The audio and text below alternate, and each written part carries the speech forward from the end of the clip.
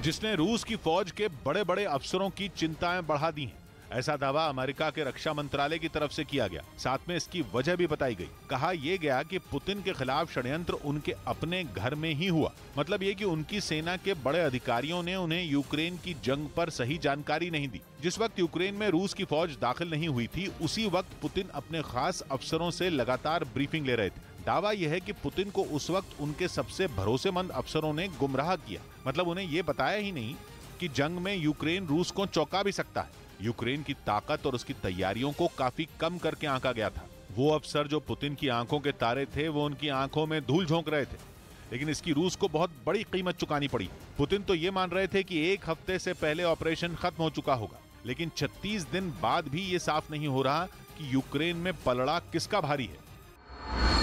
दूसरी तरफ रूस की सेना को बहुत बड़े पैमाने पर नुकसान भी उठाना पड़ रहा है।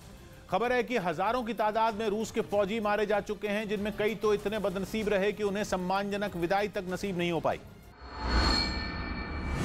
इसके अलावा रूस के हजारों एयरक्राफ्ट गिराए जा चुके हैं और आर्थिक नुकसान तो इन सब से अलग है। इसीलिए अब रूस की कोशिश डैमेज कंट्रोल की है।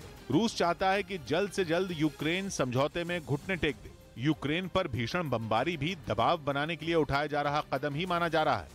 खुद को नरसंहार के आरोपों से बचाने के लिए ही रूस ने मारियोपोल समेत कई शहरों में सेफ कॉरिडोर तक बना दिए। अब तो यह भी साफ हो गया है कि कई हफ्तों तक कीव पर कब्जे की जंग लड़ने के बाद रूस की सेना लौटने लगी है। मतलब ये कि कीव की घेरेबंदी में लगे जवानों की संख्या को घटाया जा रहा है। लेकिन रूस की परेशानी यह है कि न तो वो दुनिया के सामने यूक्रेन पर आक्रमण को अपनी गलती मान सकता है और न ही अफसरों से पुतिन को मिले धोखे की कहानी किसी को बता सकता है। इस बीच खबर है कि व्लादिमीर पुतिन के दोस्त और बेलारूस के राष्ट्रपति अलेक्जेंडर लुकाशेंको को भी अपने अपनों से धोखा मिला। बेलारूस के कई लोग यूक्रेन में रूसी सेना के खिलाफ जंग में उतर गए, और वो भी तब जब बेलारूस इस जंग में खुलकर रूस के साथ है।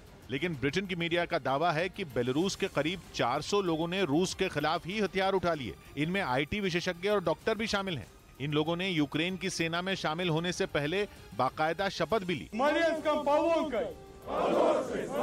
हालांकि इनमें ज्यादातर वो लोग हैं जो बेलारूस से बाहर रहते हैं या उन्हें देश से निकाल दिया गया, और इनमें कई ऐसे भी हैं जो लंबे समय से बेलारूस के राष्ट्रपति के खिलाफ कई आंदोलनों में हिस्सा भी ले चुके हैं। इंग्लैंड में रह रहे बेलारूस के कई लोगों ने तो मेडिकल मदद भी यूक्रेन पहुंचाई। हालांकि ये पहला मामला नहीं है जब बेलारूस के बागी यूक्रेन की सेना में शामिल हुए। ओलंपिक खेलों में हिस्सा ले चुके कुछ खिलाड़ियों ने भी पिछले दिनों यूक्रेन की सेना की तरफ से जंग में उतरने का ऐलान कर दिया था। बेलारूस से बेदखल इन लोगों का आरोप है कि राष्ट्रपति लुकाशेंको के कार्यकाल में बेलारूस पुतिन का गुलाम हो चुका है। यही वजह है कि उन्होंने रूस के खिलाफ हथियार उठाने का फैसला लिया। वहीं जंग के बीच रूस की तालिबान से नजदीकी और बढ़ गई। पिछले साल अगस्त के महीने में अफगानिस्तान में तालिबान शासन आया था, जिसके बाद से अब तक किसी देश ने तालिबान को मान्यता नहीं दी है। लेकिन ऐसा लग रहा है कि यूक्रेन जंग के बाद अलग थलग पड़ चुके पुतिन का गेम प्लान बदल चुका है और वो तालिबान से नजदीकी बढ़ाने के मूड में है। मतलब ये कि पुतिन अमेरिका के दुश्मन तालिबान को अपना पक्का दोस्त बनाने की चाल चल सकते हैं। ऐसा इसलिए क्योंकि रूस ने मॉस्को में अफगानिस्तान की तालिबान सरकार की ओर से नियुक्त पहले राजनयिक को मान्यता दे दी। तालिबान के अधिकारी फरवरी महीने से ही मॉस्को में काम कर रहे हैं। एक और ट्विस्ट ये कि रूस के विदेश मंत्री ने यह जानकारी चीन में दी, और चीन तो पहले से तालिबान के करीब है। उसने अफगानिस्तान में तालिबान शासन आने के बाद निवेश करने का ऐलान भी किया था। वैसे रूस का रुख भी तालिबान पर नर्म ही रहा है और वो कहता रहा है कि तालिबान को सुधरने का मौका मिलना चाहिए। अफगानिस्तान में तालिबान शासन आने के बाद जब सारे देशों का दूतावास काबुल में बंद हो गया था, तो जिन 3 देशों का दूतावास वहां खुला रहा था वो थे चीन, पाकिस्तान और रूस। कहा तो यह भी जाता है कि तालिबान के लड़ाके खुद रूस के दूतावास की सुरक्षा कर रहे थे, और इसीलिए पुतिन बेफिक्र रहे और तालिबान राज में रूस का दूतावास काम करता रहा। वैसे पिछले साल अगस्त में जब तालिबान ने अफगानिस्तान पर कब्जा कर लिया था, तब से रूस ने यह संकेत दिए कि वो तालिबान को एक मौका देने के पक्ष में है। पुतिन ने तो एक इंटरव्यू में बोल भी दिया था कि उन्हें उम्मीद है कि तालिबान सुधर जाएंगे। तो нужно подумать о том, что чем बस्трее तालिबान। अमेरिका की सेना ने जब अफगानिस्तान छोड़ा था तो वहां दर्दनाक हालात हो गए थे। बाइडेन ने सत्ता में आने के बाद यह सबसे बड़ा फैसला लिया था, जिसके बाद अफगानिस्तान के लोगों की दुर्गति हो गई थी और पूरी दुनिया में अमेरिका की थू-थू हुई थी। कहा जा रहा है कि पुतिन तब से ही ये प्लान कर रहे थे कि मध्य एशिया में अमेरिका का दखल खत्म कर दिया जाए, लेकिन इस बार अमेरिका और नेटो से खार खाए बैठे पुतिन ने घुमा फिरा कर नहीं बल्कि सीधी बात की।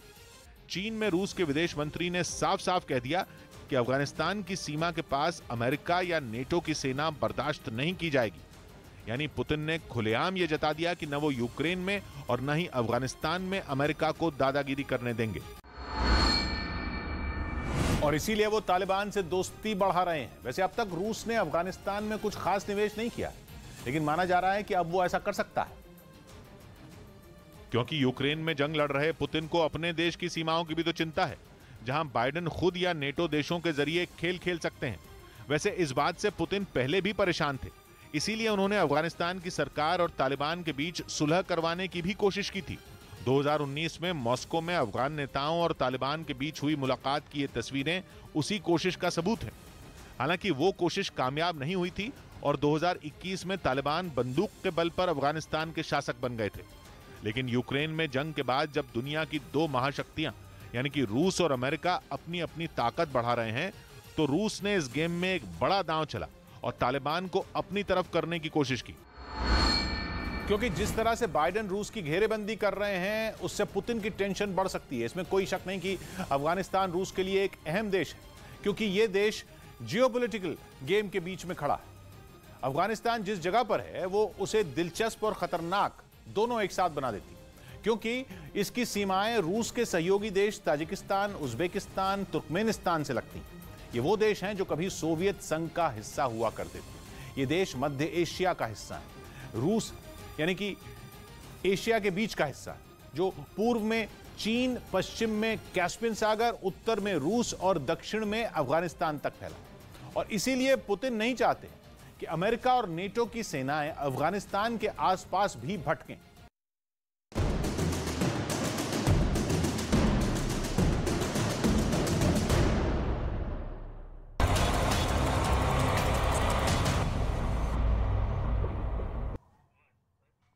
श्रीलंका से बड़ी खबर आ रही है। श्रीलंका में महंगाई के खिलाफ जगह जगह विरोध प्रदर्शन हो रहा है। राष्ट्रपति आवास के सामने विरोध प्रदर्शन हिंसक हो गया है। मिरियाना में राष्ट्रपति राजपक्षे के आवास के पास पुलिस और प्रदर्शनकारियों के बीच भिड़ंत हुई है, जिसमें करीब 35 लोग घायल हो गए हैं। प्रदर्शनकारियों ने पुलिस बस पर भी आग की कोशिश की है, उसे आग के हवाले करने की कोशिश की है। मामले में पुलिस ने 45 लोगों को गिरफ्तार किया है। तो जानकारी इस वक्त श्रीलंका से, जहां पर हालात सामान्य नहीं है, और मिरियाना से ये जानकारी मिल रही है जहां पर श्रीलंका में जगह जगह प्रोटेस्ट हुए हैं। वहीं कई जगह ऐसी तस्वीरें सामने आई है जहां पर राष्ट्रपति राजपक्षे के आवास के पास